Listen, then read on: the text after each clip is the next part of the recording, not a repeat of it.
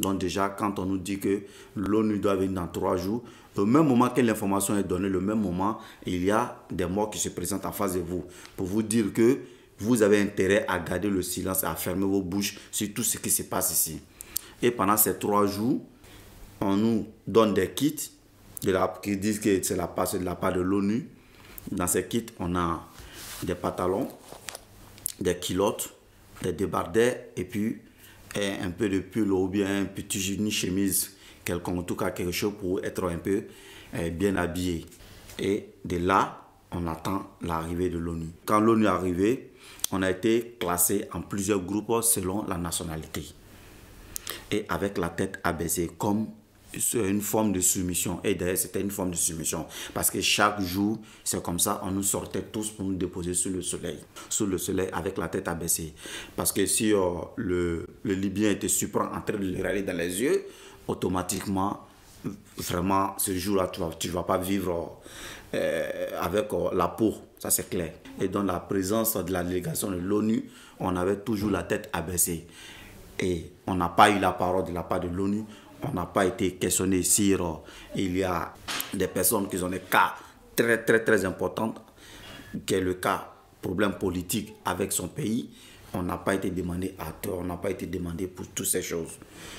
Une chose sûre, c'est qu'on aura appris qu'on va monter dans le cas et ce cas va nous amener jusqu'à Niamey. À Niamey, il y aura des décomptes. Automatiquement, chaque individu va rentrer chez lui, dans son pays. Voilà ce qui a été dit. Quand ils ont fini de faire ces classements de groupes, chaque groupe est monté dans un car. Et le car est resté immobilisé pendant presque 2 heures. Et après, on nous a demandé de redescendre pour rentrer dans les cellules parce qu'il y a des documents qui manquent, qui doivent nous accompagner. Bon, on est redescendu et on est rentré dans les cellules. On était d'abord dans la cour, les différents cas sont sortis. Et après, on n'a plus vu ces cas. Les habits, les tenues, ou bien le kit que l'on nous avait donné, ces personnes nous ont retiré tous ces kits-là. Et nous ont mis à nu, à poil, et on a été encore tabassé et est encore enfermé. Ils font croire à l'opinion internationale que vous serez traité et que vous allez arriver à votre destination, c'est-à-dire chez vous. Ça, c'est ce qu'ils ont dit, c'est ce qu'ils ont signé. Mais ces gars ne respectent rien du tout.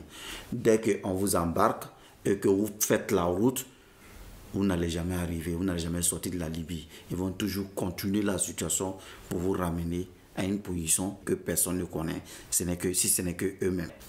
À chaque fois, dans chaque cellule, il y a toujours des morts. Quand il y a des morts, on tapait le portail en fer de la cellule jusqu'à ce que ces gardes-là viennent ouvrir le portail. Le bourreau vient, il ouvre la porte, il commence à nous tabasser tous, ils prennent le corps, ils font sortir le corps et après, on nous enferme. À chaque fois qu'on entendait du bruit dans l'autre cellule, c'était un style de communication. On savait qu'il y avait des morts. Donc, je suis sûr, c'est que chaque jour que Dieu fait, il y a toujours des morts.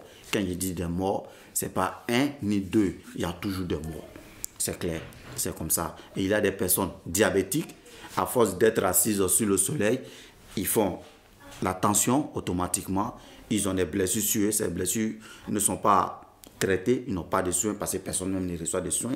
Ces personnes, 2 jours, 3 jours, ils rendaient la vie. Il y avait des personnes asthmatiques, ces personnes piquaient des crises. Et dans ces crises, ces personnes mouraient aussi.